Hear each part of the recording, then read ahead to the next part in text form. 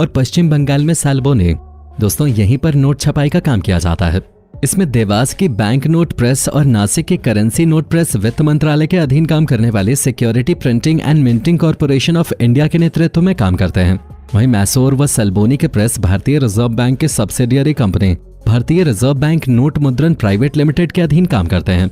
इसे छापने के लिए खास तरीके के इंक का इस्तेमाल किया जाता है जो स्विट्जरलैंड की कंपनी बनाती है और ये कंपनी कई देशों को स्याही निर्यात करती है। इस मामले में प्रधानमंत्री नरेंद्र मोदी ने भी स्वदेशी इंक और पेपर बनाने के लिए कहा था।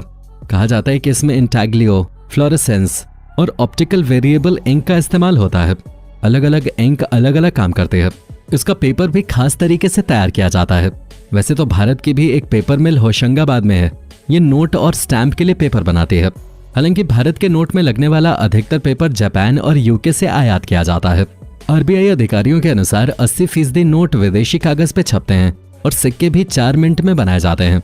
अब आपको नोट के इतिहास के बारे में बताते हैं। ब्रिटिश सरकार ने साल 1862 में पहला नोट छापा था जो कि यूके की कंपनी द्वारा छापे जाते थे। करीब 200 साल बाद 1920 में ब्रिटिश सरकार ने नोट को भारत में छापने का फैसला किया और अब भारत में 4 नोट छापने की प्रेस है। अब सवाल आता है कि आखिर कौन सा नोट कितने रुपए में छपता है। आपको बता दें दोस्तों कि 500 के नोट पर 2.65 रुपए खर्च होते हैं। 200 के नोट पे 2.48 रुपए खर्च होते हैं। 100 रुपए के एक नोट को प्रिंट करने का खर्चा 1.51 रुपए है। 50 रुपए के नोट पे 1.22 रुपए खर्च होते हैं। 20 के नोट को छापने का खर्च 10 रुपए के नोट से कम पड़ता है। सरकार को 1 पैसा ही खर्च करना पड़ता है इस पर। वहीं 10 रुपए के नोट को छापने का खर्चा 1.01 रुपए है। दोस्तों अब जो नोट बनाए जा रहे हैं वो पुराने वालों से सस्ते में बन जाते हैं। एक आरटीआई में बताया गया कि पुराने नोट के बजाय नए नोट को छापने का खर्च कम है।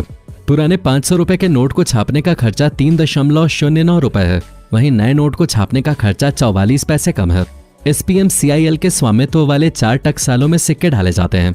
टकसाल मुंबई, हैदराबाद, कोलकाता और नोएडा में स्थित हैं। आरबीआई अधिनियम की धारा 38 के अनुसार केवल रिजर्व बैंक के माध्यम से ही सिक्कों को प्रचलन के लिए जारी किया जा सकता है। भारत में वर्तमान में 10, 20, 50, 100, 200, 500 और 200 की कीमत वाले बैंक नोट जारी किए जा रहे हैं। इन नोटों को बैंक नोट कहा जाता है क्योंकि ये भारतीय रिजर्व बैंक द्वारा जारी किए जाते हैं। 2 और 5 रुपए के मूल्य वर्ग के नोटों की छपाई बंद कर दी गई है और इन मूल्य वर्गों को गढ़ा गया है क्योंकि इन बैंक नोटों की छपाई और सर्विसिंग की लागत उनके जीवन के अनुरूप नहीं थे। हालांकि पहले जारी किए गए ऐसे बैंक नोट अभी भी प्रचलन में पाए जा सकते हैं और ये बैंक नोट वैध मुद्रा बने हुए हैं। 1 रुपए के नोट भारत सरकार द्वारा समय समय पर जारी किए जाते हैं और ऐसे नोट जिनमें पूर्व में जारी किए गए नोट भी शामिल हैं लेन देन के लिए वैध मुद्रा बने हुए हैं। विदेश से औरंगाबाद आए हुए पेपर को कैसे छापा जाता है।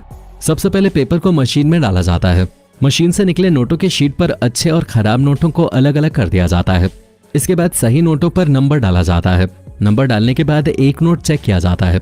खराब नोटों का क्या करते हैं, जब नोट खराब हो जाते हैं तो उन्हें बैंक में जमा कर दिया जाता है। बैंक इन नोटों को मुख्य कार्यालय में भिजवा देते हैं। वहां उनकी जांच होती है और उनकी जगह नए नोटों को छाप दिया जाता है। क्या आपने कभी सोचा है पैसे हम तक कैसे पहुंचते हैं? इंडियन रिजर्व बैंक के देश में 18 ऑफिस हैं।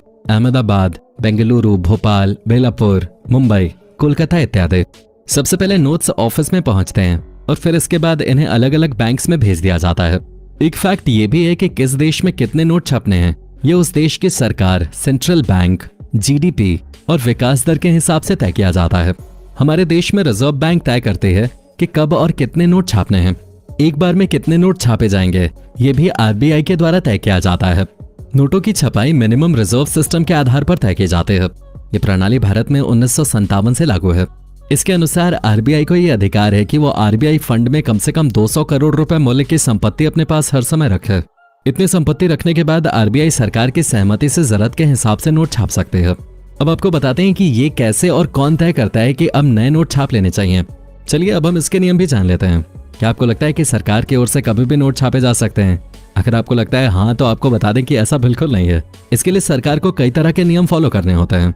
भारत में नए सिक्के छापने का अधिकार रिजर्व बैंक ऑफ इंडिया के पास है।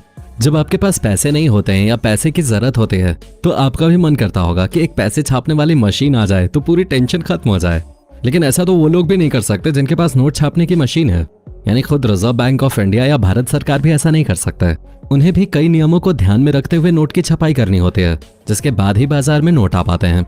ऐसे में जानते हैं कि आखिर नोट किस आधार पर छापे जाते हैं और कब ये पता चलता है कि अब नोट छापने की जरूरत है।